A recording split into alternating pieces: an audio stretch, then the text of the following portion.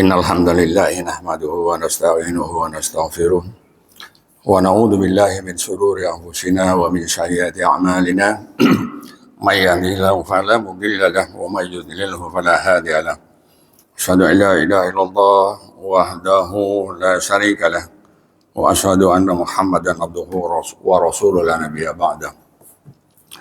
Allahumma shalli wa sallim wa barik ala Muhammad wa ala alihi wa sahbihi wa man tabi'ahu bi ihsanin ila yaumil qiyamah. Yauma la yanfa'u malun wa la banun illa man atallahu biqalbin salim. Ya ayyuhalladzina amanu taqullaha haqqa tuqatih wa la tamutunna illa wa antum muslimun. Wa ba'du. Alhamdulillah, jemaah salat subuh yang dirahmati Allah, kita memuji Allah pagi hari ini, kita bersyukur kepadanya. Kita juga meminta pertolongan kepadanya. Maka barang siapa yang diberi petunjuk oleh Allah, tidak ada seorang pun yang dapat menyesatkannya. Barang siapa yang disesatkan oleh Allah, tidak ada seorang pun yang dapat memberinya petunjuk. Kita bersaksi bahwa tiada ilah, tiada sembahan yang berhak kita ibadahi dengan benar kecuali Allah. Kita juga bersaksi bahwa Nabi Muhammad adalah hambanya dan utusannya. Salawat dan salam semoga tercurahkan kepada Nabi kita Muhammad sallallahu alaihi wasallam, juga kepada keluarganya, sahabat-sahabatnya dan semua umatnya hingga akhir zaman. Amin. Dirahmati Allah. Rasulullah SAW tidak pernah meninggalkan satu doa ketika beliau selesai sholat subuh. Bahkan riwayatnya menyebutkan Nabi sebelum beranjak dari tempat duduknya untuk memberikan nasihat kepada sahabat-sahabatnya, beliau selalu berdoa, Allahumma inna nas'aluka ilman nafi'a wa rizqan thayyiba wa amalan mutaqabbada. Ini doa yang selalu dipanjatkan oleh Rasulullah SAW. Nabi yang jelas-jelas sudah dijamin oleh Allah segala sesuatunya, bahkan sorga. Nabi masih tetap meminta ilmu kepada Allah. Ilman nafi'ah wa rizqan thayyibah, rezeki yang baik dan amal yang diterima. Itulah yang dipanjatkan Rasulullah SAW.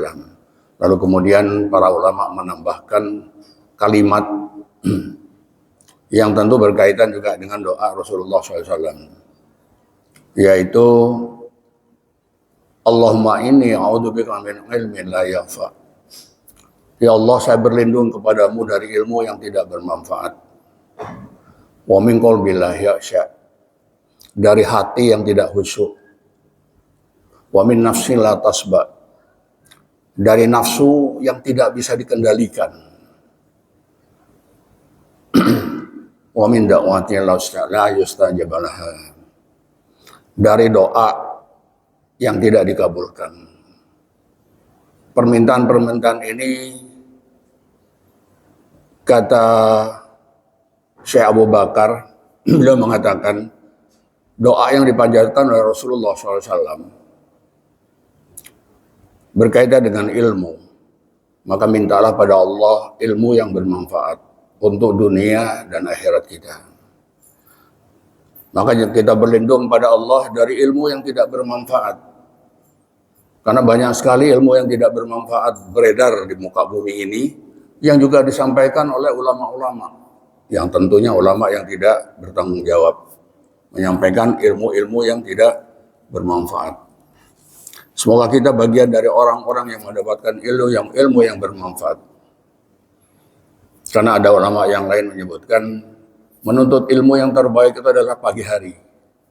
Selesai melaksanakan sholat wajib, sholat subuh, maka tuntutlah ilmu, duduklah di dalam majelis ilmu. Itulah ilmu yang bermanfaat.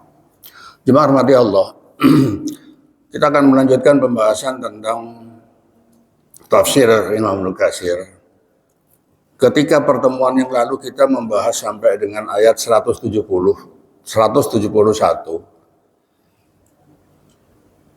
Dan pagi hari ini saya masih akan membahas satu ayat di surah yang sama. Diawali dengan ayat 171. Yang pertemuan yang lalu sudah kita singgung. Ayatnya adalah A'udzubillahi minasyaitonirrajim. Yastabshiruna bi ni'matin minallahi wa fadlin wa anna Allaha la yudhi'u ajral mu'minin. Mereka bergirang hati dengan nikmat dan karunia yang besar dari Allah, dan bahwa Allah tidak menyia-nyiakan pahala orang-orang yang beriman. Kata Imam Ibnu Katsir berkaitan dengan ayat tadi, bahwa Allah tidak menyia-nyiakan pahala orang-orang yang beriman. Kalau konteksnya kita bawa kepada peristiwa perang Uhud, maka itu dialami oleh sahabat-sahabat terdahulu yang mereka terlibat dalam perang Uhud. Namun kata beliau, ada seorang ulama bernama Muhammad ibnu Ishaq rahimahullah ta'ala, beliau mengatakan bahwa ayat ini ternyata tidak hanya ditujukan kepada orang-orang yang terlibat dalam perang Uhud. Karena perang Uhud itu telah berlalu. Dan itu telah dialami oleh orang-orang yang terpilih. Mereka selamat, mereka juga syahid. Dan bagi orang-orang yang syahid telah menikmati nikmatnya surga.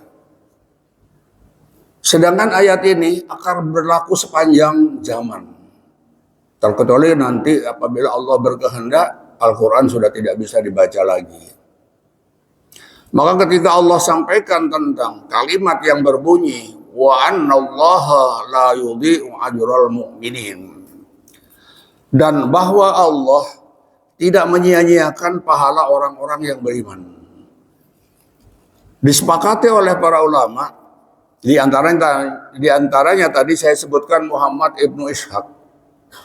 Lalu dilanjutkan dengan pendapat ulama yang lain, misalnya Abdurrahman ibnu Sa'id ibnu Aslan rahimahullah ta'ala, beliau mengatakan makna ayat ini tidak hanya ditujukan kepada orang-orang yang terlibat dalam perang Uhud, tapi ayat ini juga berlaku bagi siapa saja yang beriman, dia melaksanakan perintah Allah, maka dia mendapatkan pahala.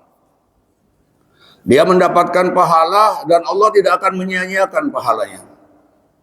Walaupun kemudian jemaah rahmati Allah, pahala itu memang tidak diberikan sekarang. Allah nanti akan memberikan pahala bagi orang-orang yang beriman dan dia melakukan amal-amal soleh karena diperintahkan oleh Allah, maka mereka juga mendapatkan hak yang sama. Orang-orang yang beriman tidak akan disia-siakan oleh Allah pahalanya. Jemaah rahmati Allah, kita akan lanjutkan pembahasan di ayat 172. A'udzu billahi minasy syaithanir rajim. Alladzina istajabu lillahi war rasul min ba'di ma asabahumul qarh lilladzina ahsanu minhum wattaqau ajrun 'adzim. Yaitu kata Allah, ini nyambung dari ayat yang tadi. Orang yang mendapatkan pahala dari Allah dan Allah tidak menyia-nyiakan pahala orang tersebut. Siapa mereka? Yaitu orang-orang yang mentaati perintah Allah dan Rasulnya. Maka kenapa kalau tadi beberapa ulama menyebutkan ayat ini berkaitan dengan orang-orang yang terlibat di perang Uhud, tapi juga orang-orang yang hidup sampai nanti hari kiamat. Syaratnya cuma satu, beriman, taat kepada Allah dan Rasul. Artinya orang ini menjaga amal-amal solehnya. Kalau itu diperintahkan oleh Allah, lakukan. Kalau itu dilakukan oleh Rasulullah, lakukan, laksanakan. Karena ayatnya jelas-jelas mengatakan alladzina istajabu lillahi war rasul min ba'di ma asabahumul qarh. yaitu orang-orang yang mentaati Allah, mentaati perintah Allah dan Rasulnya sesudah mereka mendapat luka dalam peperangan Uhud. Maka nanti kemudian dimarahi Allah, kata Alim Ibnu Katsir, ayat ini memang jelas berbicara tentang orang-orang yang terlibat dalam perang Uhud. Sekali lagi, bahwa bagi orang-orang yang tidak terlibat di dalam perang Uhud, karena memang zamannya sudah berbeda, orang-orang ini adalah orang-orang yang mentaati Allah dan Rasulnya, yang hidup di zaman-zaman berikutnya. Maka kata Alim Ibnu Katsir, perlakuan yang diberikan oleh Allah kepada orang-orang yang taat kepada Allah dan Rasulnya, akan Allah berikan hak yang sama. Baik yang terlibat dalam perang Uhud atau yang tidak terlibat dalam perang Uhud, tapi dia taat kepada Allah dan Rasulnya. Maka ayatnya ditutup dengan kalimat lilladzina ahsanu minhum wattaqau ajrun azim. Bagi orang-orang yang berbuat kebaikan di antara mereka dan yang bertakwa ada pahala yang besar. Kalau di dalam Al-Quran yang hormati Allah, ada kalimat yang menyebutkan tentang dosa yang besar, maka juga ada kalimat pahala yang besar. Sebesar apa? Ini kemudian disampaikan oleh seorang ulama dengan mengatakan, kalau Allah menjanjikan pahala yang besar, maka kita tidak bisa membayangkan dengan pemikiran kita. Salah satu contoh disampaikan oleh Alim Ibnu Katsir menafsirkan ayat yang lain.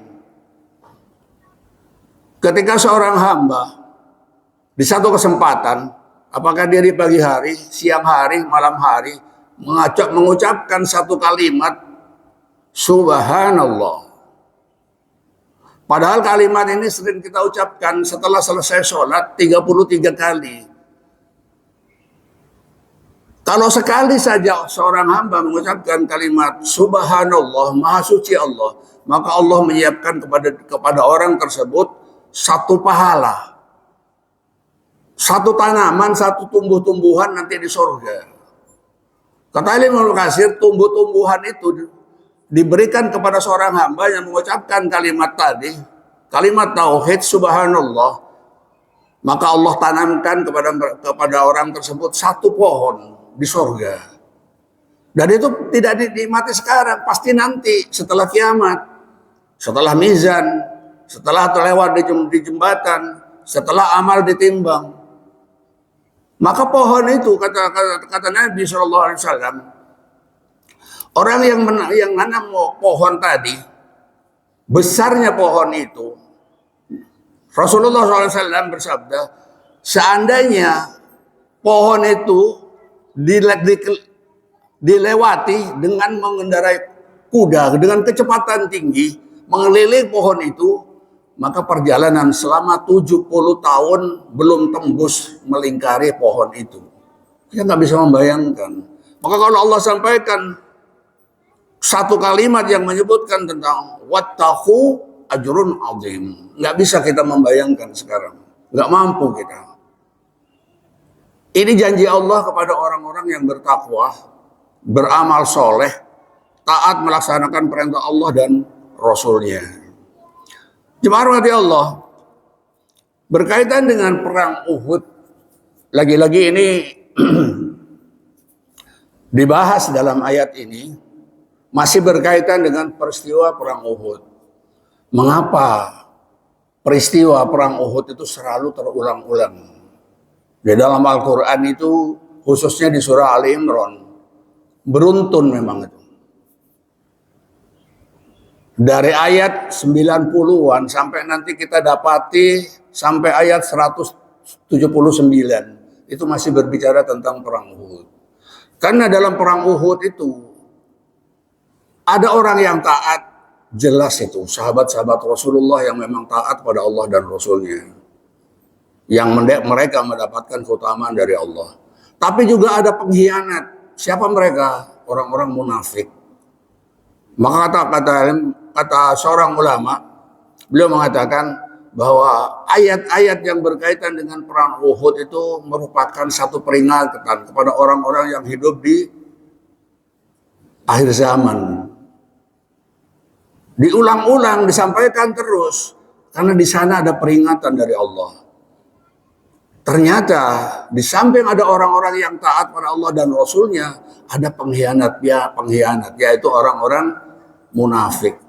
Dan itu terjadi di perang Uhud. Ketika mereka telah melakukan perjalanan dari Madinah, dari kota Madinah menuju ke padang Uhud, ke Jabal Uhud, di tengah perjalanan ada beberapa orang yang tidak melanjutkan perjalanannya. Kenapa mereka? Mereka tidak mau ikut Nabi. Karena mereka apa? Wah, masih ada tanggungan yang lain. Masih ada alasan-alasan yang disampaikan oleh Allah, oleh mereka kepada Allah dan Rasulnya. Maka kalau ayat dalam Al-Quran menyebutkan tentang peristiwa padang Uhud itu bukan semata-mata hanya kisah, tapi itu merupakan peringatan dari Allah Subhanahu wa taala. Di antara orang-orang yang taat masih ada orang-orang yang berkhianat. Jemaah Allah, perang Uhud itu terjadi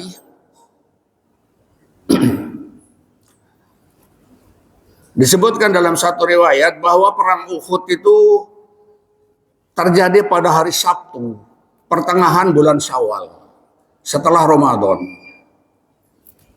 Ada yang menyebutkan tanggal 15. Tanggal 15 bulan Syawal terjadilah perang Uhud itu. Lalu tanggal 16-nya Allah Subhanahu wa taala memerintahkan kepada orang-orang yang terlibat dalam perang Uhud dengan kalimat lilladzina ahsanu minhum wattaqau ajrun adzim. Bagi orang-orang yang berbuat kebaikan di antara mereka dan bertakwa ada pahala yang besar. Mengapa demikian? Maka tanggal 16 bulan Syawalnya Nabi memerintahkan kepada sahabat-sahabatnya yang masih berlumuran darah, mereka masih menahan lukanya, menahan capeknya. Nabi mengatakan melalui juru bicaranya, mengajak kepada orang-orang yang kemarin terlibat dalam perang Uhud, berangkat lagi. Kemana itu? Ke satu tempat yang namanya Hamraul Asad.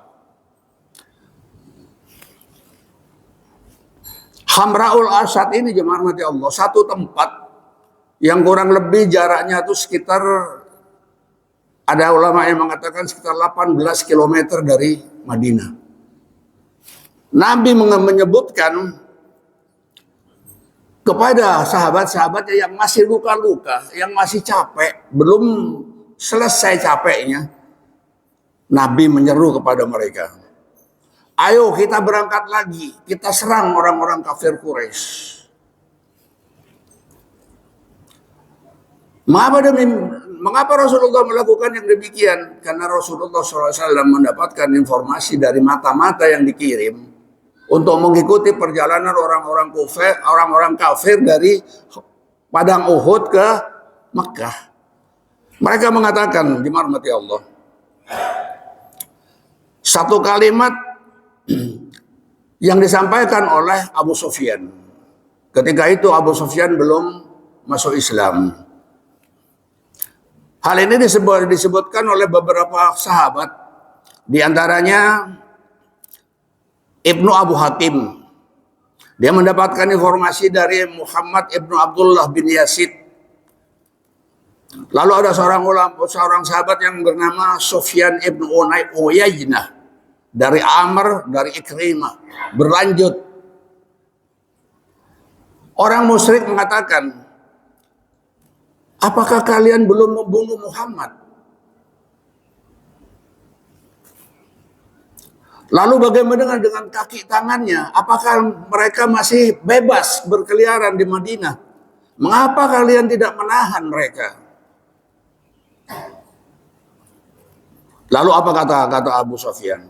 Sangat buruk perlakuan kalian terhadap Muhammad dan kawan-kawannya. Seharusnya Muhammad itu kalian bunuh dan kaki tangannya kalian siksa. Berita ini sampai kepada Rasulullah SAW. Maka kenapa Rasulullah SAW, walaupun beliau mengetahui sahabatnya masih luka, masih capek, Rasulullah SAW mengajak. Kata Nabi apa? Hari ini kita kembali lagi untuk menghadang orang-orang kafir yang mereka kembali dari Uhud. Dan itu jaraknya kurang lebih sekitar 18 kilometer dari kota Madinah, yang disebutkan satu tempat yang bernama Hamraul Asad. Ternyata kemudian jemaah mati Allah, siasat yang dilakukan oleh Rasulullah SAW, ini Rasul ingin menunjukkan kepada orang-orang kafir, walaupun di padang Uhud sahabat-sahabat Rasulullah banyak yang syahid, bahkan mengalami kekalahan, Nabi sendiri mengalami luka. Namun Nabi ingin menunjukkan kepada musuh-musuhnya, orang-orang kafir, bahwa Islam belum habis.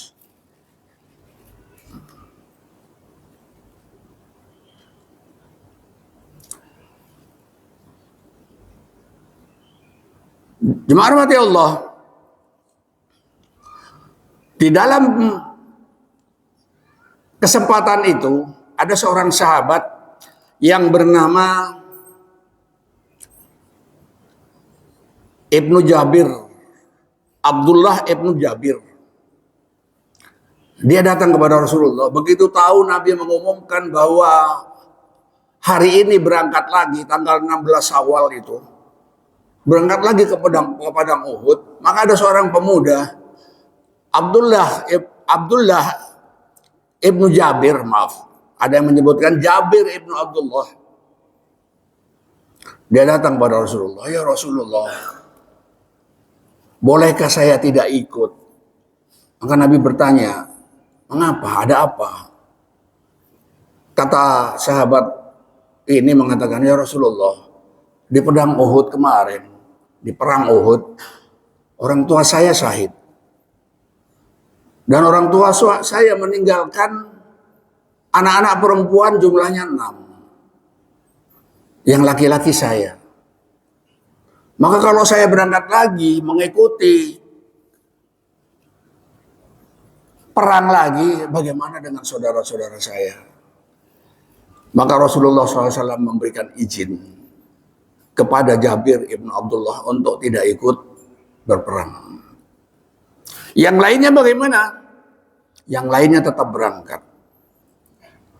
Maka kata Rasulullah, wahai anakku, karena dia memang masih muda ini, sahabat Jabir ini, tidak layak bagiku dan bagimu bila meninggalkan wanita-wanita di rumahnya tanpa ada pendampingan dari laki-laki. Maka tinggallah kamu di rumah. Temani saudara-saudara kamu. Biar yang lain yang ikut. Ini merupakan kebijakan Rasulullah SAW terhadap kaum wanita. Bahwa wanita, pelajaran yang bisa kita ambil hikmahnya dari kisah ini adalah ketika wanita, walaupun jumlahnya lebih dari 1, ditinggal di rumah, tetap harus ada pria yang harus mendampinginya. Apalagi kalau misalnya situasinya genting, dalam suasana perang. Jangan ditinggalkan wanita itu di rumah. Inilah yang dilakukan oleh Rasulullah SAW kepada sahabatnya Jabir Ibnu Abdullah Ibnu Amr. Maka kemudian Rasulullah SAW mengatakan, kami tetap akan berangkat dengan pasukan yang kemarin ikut perang Uhud. Maka ketika pengumuman itu telah disampaikan kepada beberapa sahabatnya, ada seorang sahabat, dia dua bersaudara, orang tuanya telah syahid, dan dua-duanya mendapatkan luka kemarin di perang Uhud. Lalu salah satu mengatakan, apakah kita akan bertahan di rumah, tidak ikut Nabi? Saudaranya mengatakan, lalu bagaimana? Kita luka-luka ini. Luka kita belum kering ini. Tapi kata saudaranya yang lain, dia mengatakan, lalu kita tidak mungkin bertahan di sini sementara orang-orang lain berangkat mengikuti Rasulullah Shallallahu Alaihi Wasallam. Maka keduanya akhirnya memutuskan tetap berangkat dengan kondisi badan yang masih luka-luka. Sehingga Rasulullah SAW didampingi oleh beberapa sahabatnya, sebagian di antara mereka yang masih luka-luka, mereka tetap berangkat ke satu tempat, Hamraul, apa tadi namanya itu.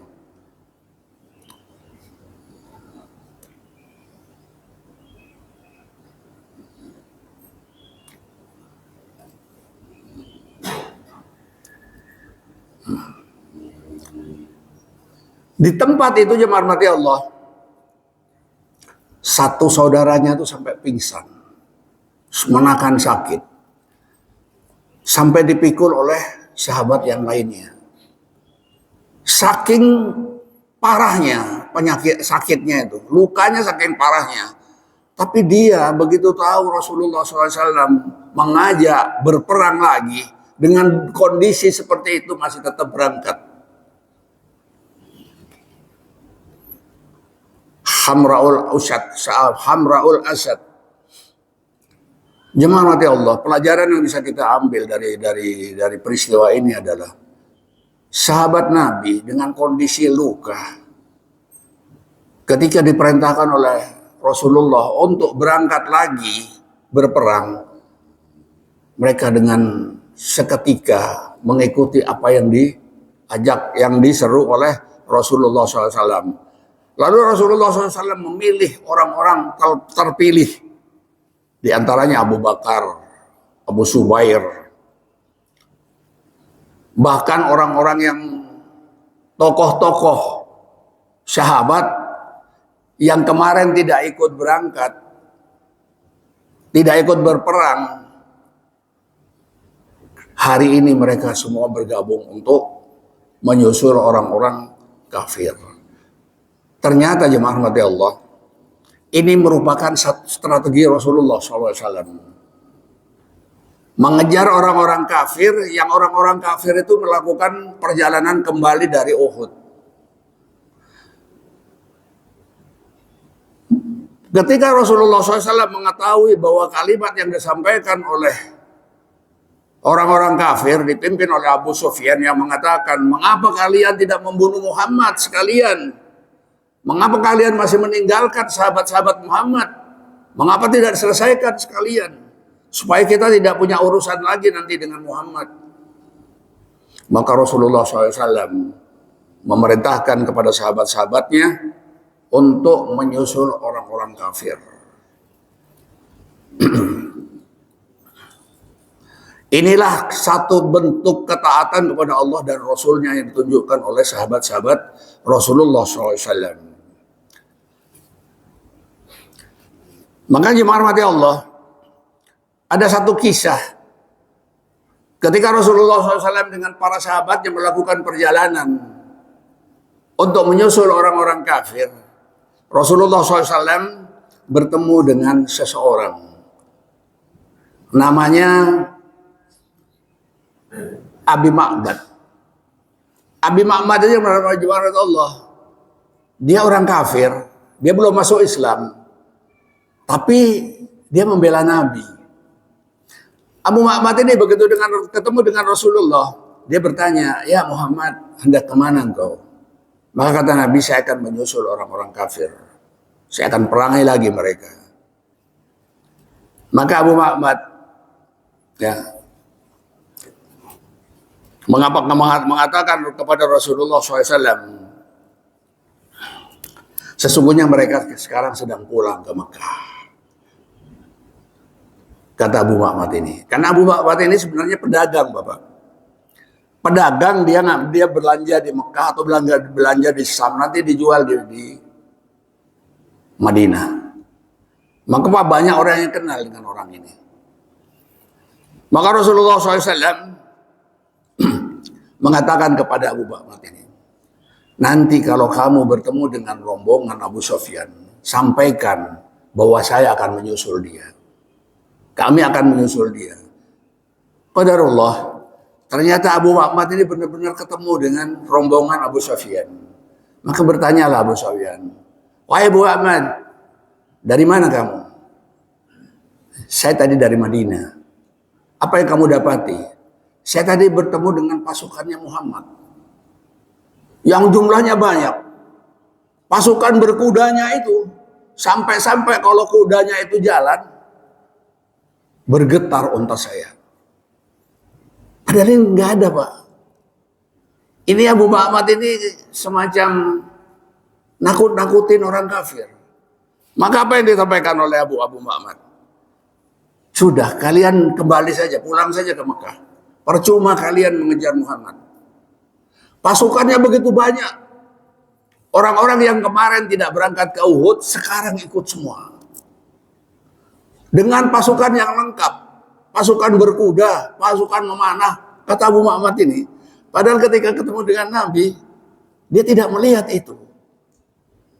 Tapi inilah yang dilakukan oleh Abu Bakar ini. Dia ingin menakut-nakuti Abu Sufyan dengan sahabat-sahabatnya. Maka apa yang dilakukan oleh Abu Bakar ini? Itu merupakan perang syaraf. Padahal Nabi tidak menyuruh seperti itu. Tapi Abu Bakar ini menambah-nambahin supaya Abu Sufyan dan kawan-kawannya itu gentar. Sampai-sampai dia mengatakan begini, raihlah pelana-pelana untaku nih. Coba lihat. Hampir-hampir pelana untaku ini mau jatuh karena gerakan kakinya pasukannya Muhammad. Masya Allah. Sehingga dengan tindakan itu, tindakan Abu Bakar ini, Abu Sufyan yang tadinya dia bersemangat untuk mengejar Nabi ke Madinah, dia mulai gentar, Pak. Maka Rasulullah dengan pemberitahuan dari Allah, Rasulullah mengatakan, Abu Sufyan sekarang pulang ke Mekah dengan hati yang gentar, takut. Bisa jadi takutnya itu karena informasi dari Abu Bakar, bisa jadi memang Allah berikan hukuman kepada Abu Sufyan, dia merasa hatinya itu takut menghadapi pasukan Rasulullah SAW. Lalu apa yang dikatakan oleh Abu Sufyan, oleh teman-temannya Abu Sufyan? Mereka mengatakan kepada Abu Sufyan, kalau begitu kita berperang lagi aja tahun depan. Nggak jadi, Pak. Yang tadinya mereka berencana menyerang Nabi, nyusul Nabi ke Madinah, mereka pulang ke ini dengan perasaan takut setelah mendapatkan informasi dari Abu Bakar. Masya Allah.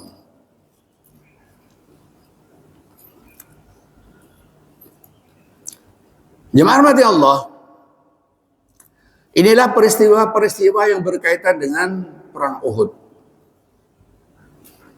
Maka kemudian jemaah rahmati Allah, ketika Allah sampaikan, yaitu orang-orang yang mentaati perintah Allah dan Rasulnya, sesudah mereka mendapat luka dalam peperangan Uhud, itu diartikan oleh beberapa ulama, diantaranya Al-Hasan Al-Basri, beliau mengatakan, bahwa Abu Sufyan dan teman-temannya setelah berhasil memenangkan peperangan di perang Uhud, mereka kembali ke Mekah dan dia tahu bahwa Rasulullah akan menyusul mereka, menjadikan Abu Sufyan dan kawan-kawannya gentar. Sehingga mereka yang berencana untuk mengejar Rasulullah sampai ke kota Madinah, mereka urungkan, mereka kembali ke Mekah. Masya Allah. Lalu Allah lanjutkan ayatnya di ayat 173. Karena kemudian ada peristiwa lain. Orang-orang kafir Quraisy mendapati Abu Sufyan yang mau melakukan perjalanan pulang ke Mekah, bertemu lagi dengan rombongan yang lain, pedagang yang lain. Sehingga ayat ini turun. Ayat 173 surah Ali Imran. A'udzu billahi minasyaitonir rajim. alladzina qala lahumun nasu innan nasa qad jama'u lakum fahsawhum fazadahum imana wa qalu hasbunallahu wa ni'mal wakil. Yaitu orang-orang yang mentaati Allah dan Rasul, yang kepada mereka ada orang-orang yang mengatakan sesungguhnya manusia telah mengumpulkan pasukan untuk menyerang kamu, karena itu takutlah kepada mereka. Maka perkataan itu menambah keimanan mereka, dan mereka menjawab, cukuplah Allah menjadi penolong kami, dan Allah sebaik-baik pelindung dan penolong. Hasbunallah wa ni'mal wakil. Latar belakang dari ayat ini turun ketika Abu Sufyan bertemu dengan orang-orang pedagang. Dia bertanya, apa yang kalian lihat di belakang? Maka orang ini mengatakan, saya tadi bertemu dengan pasukannya Muhammad. Lalu apakah nanti kamu akan kembali ke Madinah? Iya, saya akan kembali ke Madinah. Kata rombongan ini, sampaikan kepada Muhammad bahwa kami akan kembali lagi. Jadi ini Abu Sufyan ini pikirannya takut, tapi dia kadang-kadang muncul keberaniannya. Lalu dia mengatakan apa? Kita akan serang saja Muhammad itu. Maka ketika berita ini sampai kepada Rasulullah SAW dengan mengatakan bahwa ada orang-orang kafir Quraisy yang akan kembali ke Madinah untuk menyerang Rasulullah SAW, apa kata Allah? Kata Rasulullah? Rasulullah SAW mengucapkan satu kalimat yang menguatkan hati mereka, iman mereka. Apa kalimatnya? Hasbunallah wa ni'mal wakil. Cukuplah Allah menjadi penolong kami, dan Allah adalah sebaik-baik pelindung. Ketika ayat ini turun, jemaah rahmati Allah, bahwa orang-orang kafir yang tadinya bersemangat mereka untuk mengejar Nabi untuk kedua kalinya, mereka batal. Betul-betul mereka pulang ketika itu. Apalagi Rasulullah SAW di satu tempat beliau menulis satu kalimat di batu. Batu besar kan di sana itu banyak ya. Rasul SAW menulis satu kalimat. Apa kata Nabi? Pulanglah kalian. Kita ketemu lagi tahun depan. Maka ketika teman-temannya Abu Sufyan membaca kalimat di batu itu, mereka semakin gentar. Semakin takut mereka. Sehingga ada di antara mereka mengatakan kepada Abu Sufyan, sudah, batalkan saja rencana kita. Kita pulang saja. Nanti kita ketemu lagi di peperangan berikutnya, yaitu tahun depan. Maka jemaah rahmati Allah, kalau kalimat hasbunallah wa ni'mal wakil diresapi dengan benar-benar, dengan sungguh-sungguh, bahwa Allah akan menolong hambanya. Kalau hamba itu dia bergantung kepada Allah, maka Allah akan memberikan pertolongannya. Benar-benar Allah lakukan pertolongan itu. Maka ada seorang ulama yang mengatakan, misalnya yang disampaikan oleh seorang ulama bernama Ibnu Jarir. Beliau mengatakan, kalau seorang hamba dia telah berserah diri kepada Allah, dia telah bersandar kepada Allah dengan kalimat hasbunallah wa ni'mal wakil, maka segala permasalahan yang dialami oleh seorang hamba, maka Allah akan berikan jalan keluar. Maka kemudian Imam Ibnu Katsir menyebutkan kalimat yang lain dari ayat yang lain di surah At-Talaq. Apa kata Imam Ibnu Katsir? Pertolongan Allah janjikan kepada orang-orang yang bertakwa. Wa may yattaqillaha yaj'al lahu makhraja. Barang siapa yang bertakwa kepada Allah, maka Allah akan berikan jalan keluar. Apa jalan keluarnya? Pertolongan. Maka kalimat hasbunallah wa ni'mal wakil itu merupakan kalimat yang tujuannya adalah berserah diri hanya kepada Allah. Meminta pertolongan hanya kepada Allah, tidak kepada yang lainnya. Maka kemudian jemaah Allah, ada satu kitab yang membahas tentang hasbunallah wa ni'mal wakil. Itu menyebutkan begini.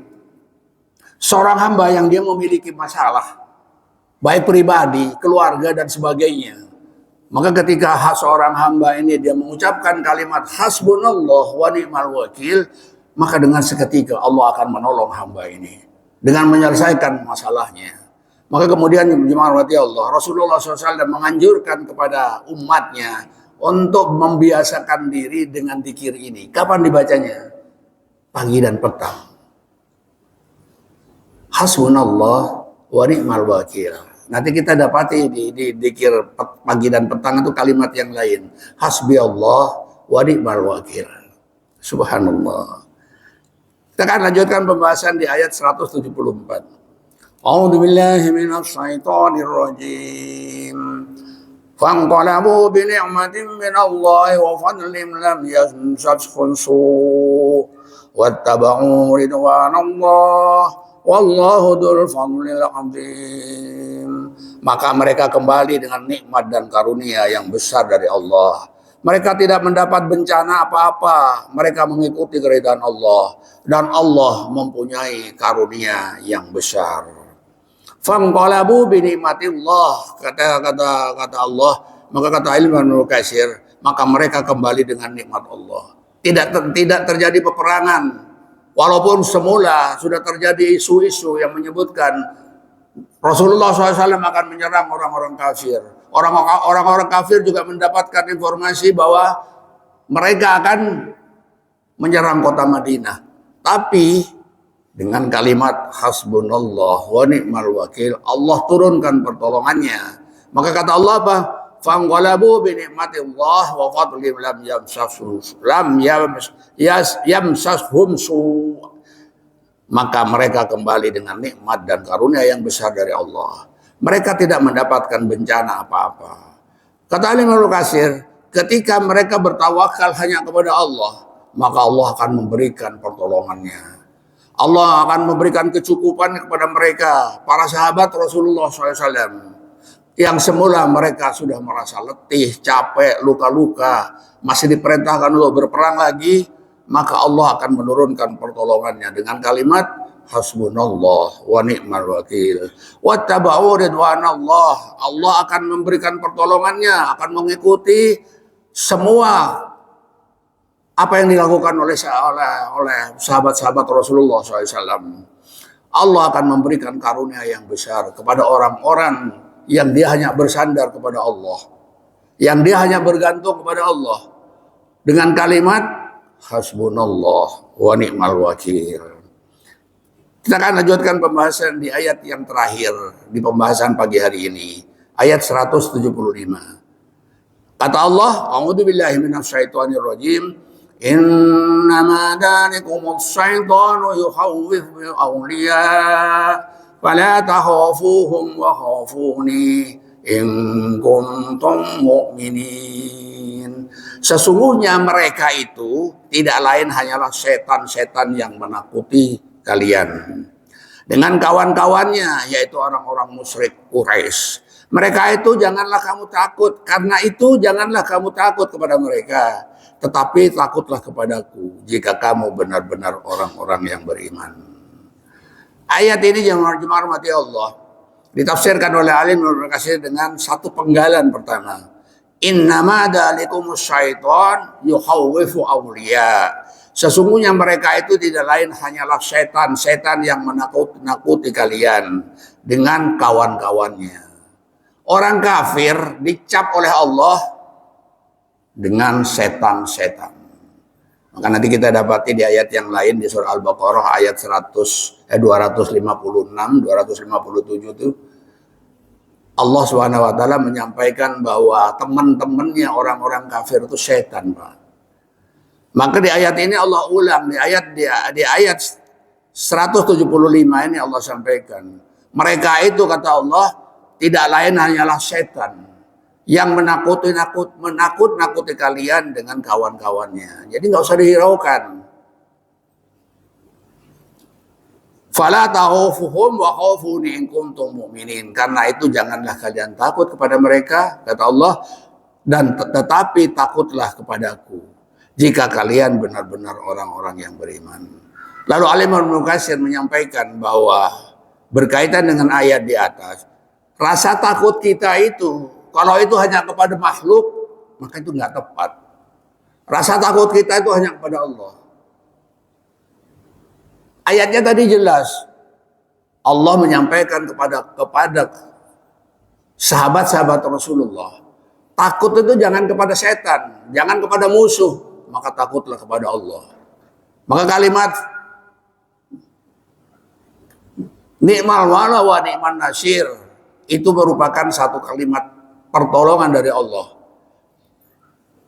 Lalu Al-Imam Ibnu Katsir menyampaikan ayat yang lain di surah Az-Zumar ayat 36, surah 39 ayat 36. Kata Al-Imam Ibnu Katsir, Allah Subhanahu wa taala menyebutkan di ayat yang lain berkaitan dengan pertolongan Allah kepada hambanya. Kata Al-Imam Ibnu Katsir, di ayat ini alaisallahu bikafin abdahu wa yukhawwifunaka billadina min dunihi wa may yudlilillahu fama lahu min had. Penggalan ayat ini terjemahannya adalah, bukankah Allah cukup untuk melindungi hamba-hambanya dan mereka mempertakuti kamu dengan sembahan-sembahan selain Allah. Dan siapa yang disesatkan Allah, maka tidak seorang pun yang dapat memberinya petunjuk. Ayat yang lain disebutkan, kul hasbiyallah alaihi tawakkalul mutawakkilun. Katakanlah, cukuplah Allah bagiku, kepadanya lah bertawakal orang-orang yang berserah diri. Ini Al-Imam Ibnu Katsir menyampaikan penafsiran ayat tadi dengan tambahan ayat yang lain. Ini memberikan pelajaran pada kita sekalian dirahmati Allah, bahwa berserah diri hanya pada Allah, bukan hanya pada saat peperangan saja. Apa saja masalah yang ada dihadapi oleh seorang hamba, maka berserah diri kepada Allah, bertawakallah kepada Allah. Kita memang tidak akan pernah lepas dari masalah selama kita masih ada hidup, masih ada kehidupan di dunia ini. Maka ketika kita setiap menghadapi masalah berserah diri kepada Allah, maka Allah akan memberikan pertolongannya. Terakhir jemaah rahmati Allah, Al-Imam Ibnu Katsir menutup pembahasan dari ayat 175 ini dengan kalimat di surah Muhammad, surah 47 ayat yang ke-7. Ayat ini cukup populer dan sering kita dengar ini. Kalimatnya adalah a'udzubillahi minasyaitonirrajim. Ya ayyuhalladzina amanu in tansurullaha yansurkum wa yusabbit aqdamakum. Kalimat agung ini ditutup oleh Al-Imam Ibnu Katsir ketika beliau membahas ayat 175 di surah Ali Imran. Beliau menyampaikan satu ayat di surah Muhammad, surah 47 ayat yang ke-7. Hai orang-orang yang beriman, jika kamu menolong agama Allah, niscaya Dia akan menolongmu dan meneguhkan kedudukanmu. Bagaimana cara menolong agama Allah? Apakah harus berperang? Tidak. Dakwah itu menolong agama Allah. Melaksanakan perintah Allah, menjauhi segala larangannya, itu juga menolong agama Allah. Maka kata Allah apa? Ya ayyuhalladzina amanu in tansurullah. Jika kamu menolong agama Allah, maka ketika kita taat pada Allah dan Rasulnya, kita hanya bertawakal pada Allah, maka Allah akan menolong hamba-hambanya yang bertawakal kepada Allah Subhanahu wa ta'ala. Semoga kita bagian dari orang-orang yang hanya berserah diri kepada Allah. Wa may yattaqillaha yaj'al lahu min amrihi yusra. Maka bertakwa kepada Allah, maka segala permasalahan dimudahkan oleh Allah Subhanahu wa taala. Kalau perang Uhud yang begitu besar peristiwanya, Allah bisa menyelesaikan dengan sangat sempurna. Lalu bagaimana dengan orang-orang yang hidup di kemudian hari, dia hanya bertawakal kepada Allah, maka yakinlah Allah akan memberikan pertolongannya kepada seorang hamba. Barangkali demikian jemaah rahmati Allah, pembahasan pagi hari ini dari ayat 171 sampai dengan ayat 175 yang tadi ditutup dengan surah Muhammad, surah 47 ayat 7. Maka mari kita tolong agama Allah ini dengan amal-amal kita, dengan kebaikan-kebaikan kita. Mudah-mudahan Allah akan memberikan pertolongannya kepada kita sekalian. Amin ya rabbal alamin. Kita tutup dengan doa kifaratul majlis. Subhanakallahumma rabbana bihamdik asyhadu an la ilaha illa anta astaghfiruka wa atubu ilaik. Assalamualaikum warahmatullahi wabarakatuh.